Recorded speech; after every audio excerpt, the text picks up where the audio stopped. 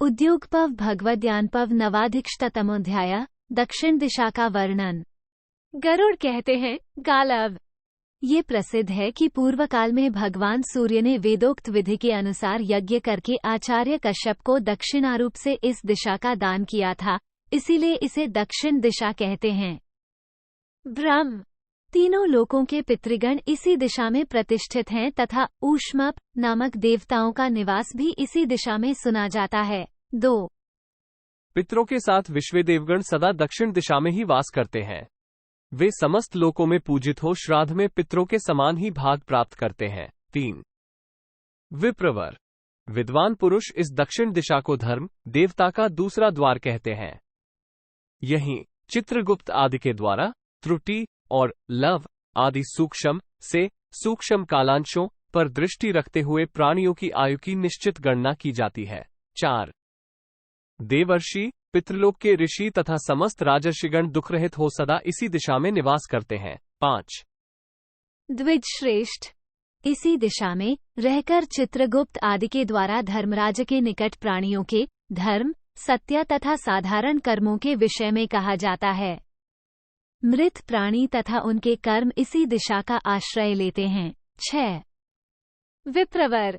यह वह दिशा है जिसमें मृत्यु के पश्चात सभी प्राणियों को जाना पड़ता है।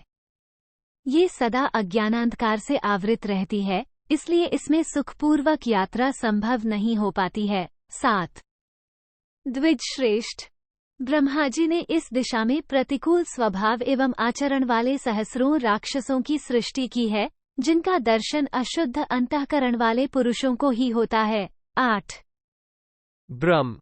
इसी दिशा में गंधर्वगण मंदराचल के कुंजों और ब्रह्मर्षियों के आश्रमों में मन और बुद्धि को आकर्षित करने वाली गाथाओं का गान करते हैं। 9 पूर्व काल में यही राजा रैवत गाथाओं के रूप में सामगान सुनते अपनी स्त्री मंत्री तथा राज्य से भी वियुक्त हो वन में चले गए थे। 10 एक समय राजा रैवत अपनी पुत्री के साथ उसके लिए वर का अनुसंधान करने ब्रह्माजी के पास गए थे। वहां से लौटते समय उन्होंने मंदराचल के पुण्य प्रदेशों में गंधर्वों का सामगान सुना और कुछ देर ठहर गए। वहां का थोड़ा सा भी समय मनुष्यलोक के महान काल के बराबर होता है। राजा जब लौटकर राजधानी में आए तब सत्ययुग और त्रेता बीतकर द्वापर का अंतिम भाग व्यतीत हो रहा था। मंत्री और परिवार के सभी लोग काल के गाल में जा चुके थे। उन दिनों उनकी राजधानी कुशस्थली के स्थान पर दिव्य द्वारकापुरी का निर्माण हो चुका था। राजा ने अपनी पुत्री रेवती का विवाह बलराम जी से कर दिया और स्वयं वे वन में तपस्या करने के लिए चले गए। ब्रह्म।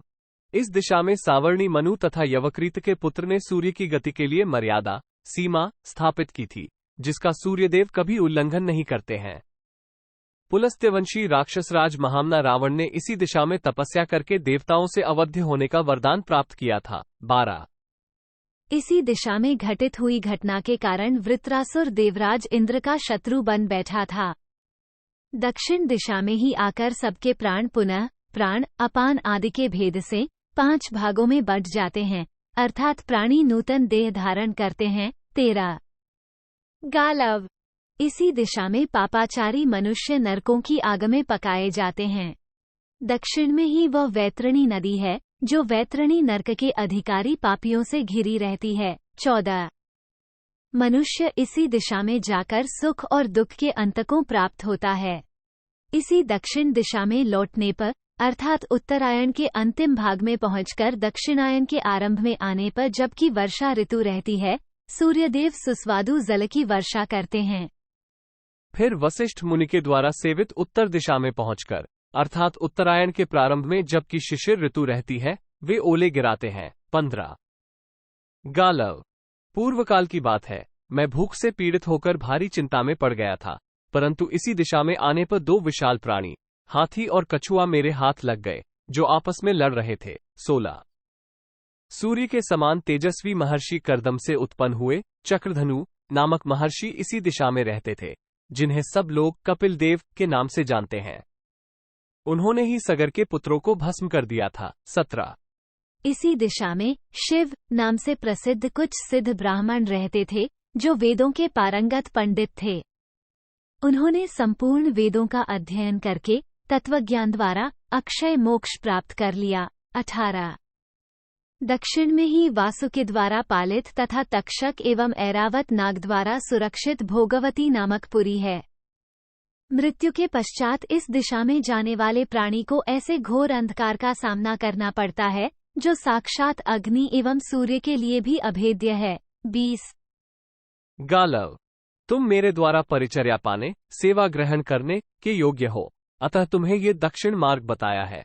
यदि इस दिशा में चलना हो तो मुझसे कहो, अथवा अब तीसरी पश्चिम दिशा का वर्णन सुनो। 21 इति श्री महाभारते उद्योगपर्वणि भगवद्ध्यान पर्वणि गाल्वचरिते नवाधिकशतमोऽध्याय 109।